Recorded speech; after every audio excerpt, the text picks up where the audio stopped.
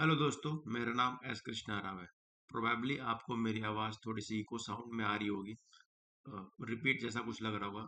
Just because of my throat ना, मुझे सर्दी खांसी वगैरह हो चुकी है, इसलिए ऐसा आ रहा है।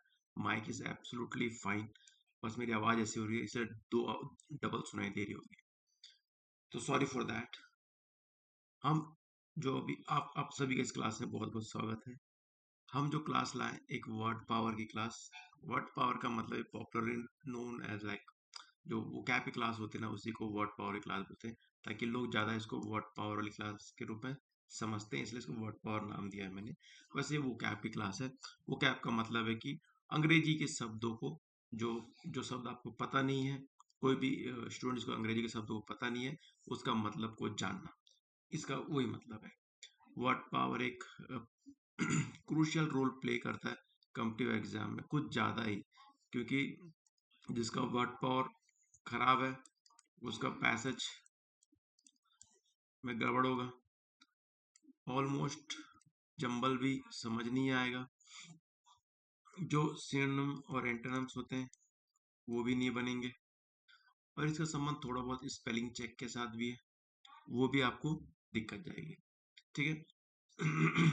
और हमारा जो क्लोज पैसेज होता है, क्लोज पैसेज मतलब समझते होंगे, इतना बड़ा पैराग्राफ होता है, वो बीच बीच में खाली स्थान रहते हैं, उसको फिल करना पड़ता है, वो भी आपसे बनने में दिक्कत होगी या एक्यूरेसी की कमी आएगी। राइट। तो वंस अगेन हम कहना चाहूँगा, अगर आपको ऑफलाइन क्लासेस चाहिए, आप एसबीआई एस्पिरेंट है या कोई भी एग्जाम दे रहे हो जिसमें आपका इंग्लिश का सिलेबस है, तो आप मुझे कॉल या व्हाट्सअप कर सकते हैं इस नंबर पे। Address Chhattisgarh Bhilai civic centre, अगर आपको ऑफलाइन क्लासेस चाहिए तो।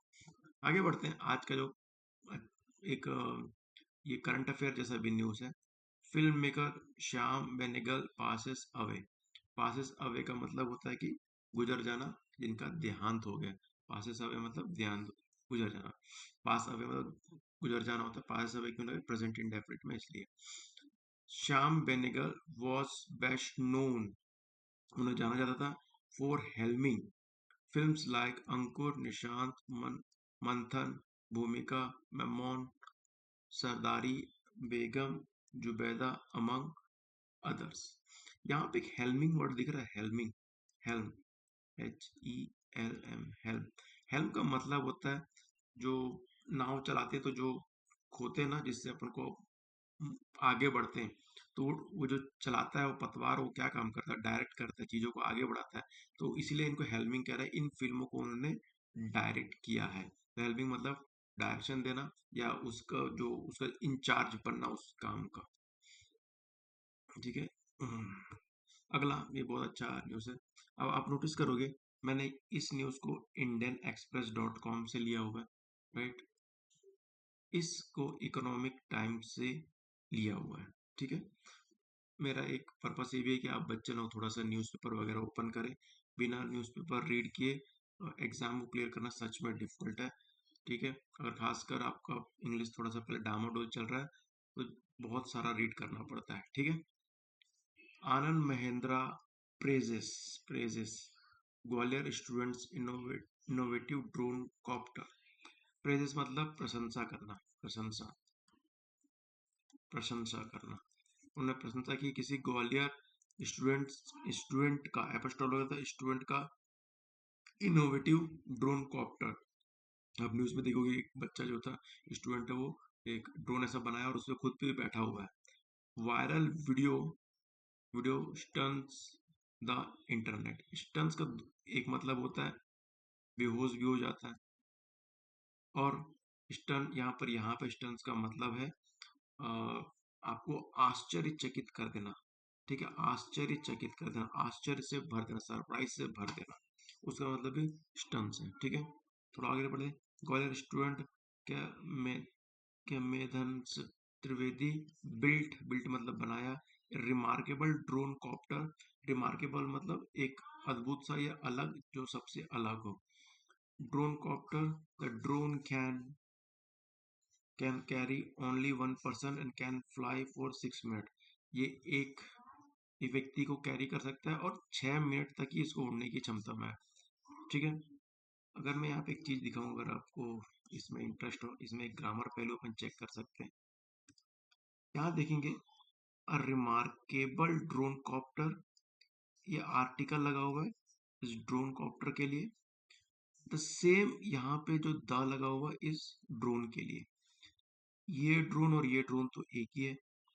तो देखिए इस ड्रोन के आगे लगा आर्टिकल ए, इस ड्रोन के आगे लगा आर्टिकल द। इसका रीजन क्या होता है, जब अपन कोई चीज नई नई इंट्रोड्यूस करते हैं जिसके बारे में पता नहीं होता तो अपन ए लगाते हैं, और जिसके बारे में थोड़ा पता चल जाता है उसके बाद उसके में द डेफिनेट आर्टिकल द लगाते हैं।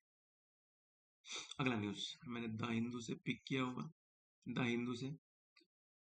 The centre has scrapped no detention policy.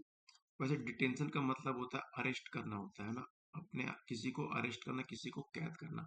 No detention मतलब छोड़ देना। Policy for class 5 and 8 in school governed by it allowing them to fail student who do not clear year and exams। यहाँ पे देखिए क्या लिखा हुआ है, द सेंटर है स्क्रैप्ड। स्क्रैप्ड मतलब किसी नियम को हटा देना या उसको एक्टिव ना रहने देना। क्या नियम था स्क्रैप्ड, क्या किस चीज को हटाया, द नो डिटेंशन पॉलिसी। मतलब कि जो बच्चे को पहले क्या करते थे, वो फेल भी हो जाए तो तो क्या हो गया, फेल भी होता था, 5 के बाद 6 की ओर जंप कर दिया करता। अब नो डिटेंशन पॉलिसी थी, उसको हटा दिए, तो मतलब बच्चा अब अगर यहाँ पे लिखा हुआ है it allowing them to fail student, fail कर सकते हैं स्टूडेंट के who do not clear the year end exam according to official following the amendment to right to education act in 2019, at least 16 states and 2 union territories have already done away मतलब इसको अपना चुकी है with no detention policy for 2 classes। ठीक है, thank you so much. अगर आपको class अच्छी लगी हो तो प्लीज़ लाइक और शेयर सब्सक्राइब कीजिएगा। ये जो नंबर है अगर ऑफलाइन चाहते हो, छत्तीसगढ़ भिलाई सिटी से, you can call or WhatsApp on this number. Thank you so much.